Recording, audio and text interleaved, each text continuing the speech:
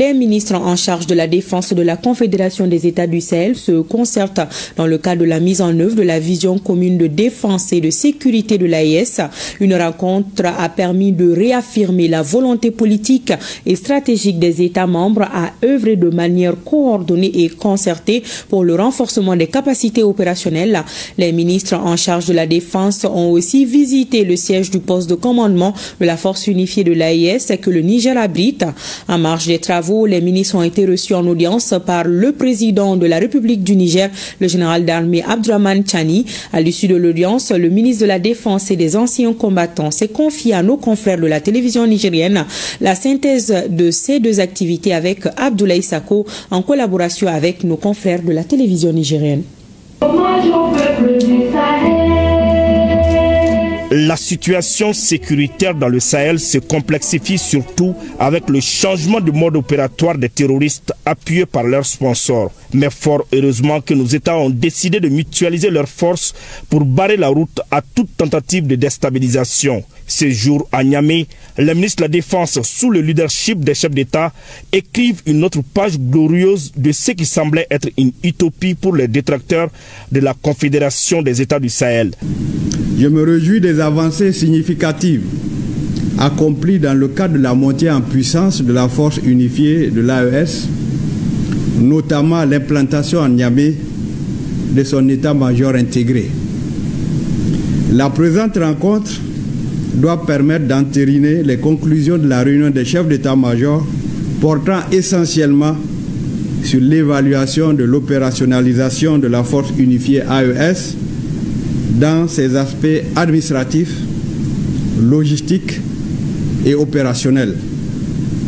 Cette évaluation rigoureuse nous permettra d'apprécier les efforts déployés et prendre toute la mesure de ceux à consentir afin de consolider les acquis et réaliser le plus rapidement possible une mutualisation affirmée de nos capacités militaires. Le chef d'orchestre du pilier défense et sécurité de la Confédération, qui n'est autre que le général de corps d'armée Sadio Kamara, a mis cette rencontre à profit pour dresser le bilan de la présidence malienne dans ce domaine. Des concertations se sont tenues dans les différentes capitales pour évaluer les opérations conjointes dans la zone des 3 frontières et différents documents ont été adoptés. Il faut noter que certaines activités effectuées ne sont pas programmées par la feuille de route. Les chefs d'état-major des armées de l'air se sont rencontrés du 13 au 17 avril 2025 à Bamako pour convenir de la coordination des opérations aériennes et de la mise en place de la composante air dans la force unifiée de l'AES. Cette réunion, sanctionnée par un procès verbal de réunion assorti de recommandations, bien qu'elle n'était pas prévue dans la feuille de route, a représenté une contribution importante. En marge des travaux, les 3 ministres ont été reçus en audience par son Excellence le général d'armée Abdourahmane Tchani, président de la République du Niger, chef de l'État. Nous avons saisi l'occasion pour faire le bilan des activités au niveau de la défense et particulièrement au niveau de la mise en œuvre de la force unifiée qui connaît une avancée majeure.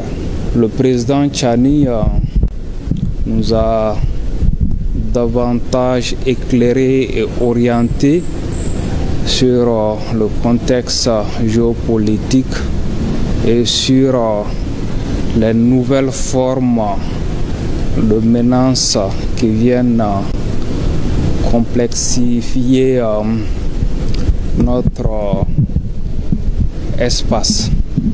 Nous repartons confiants et rassurés sur la capacité de nos États à rétablir la paix et la sécurité pour le plus grand bonheur de nos populations.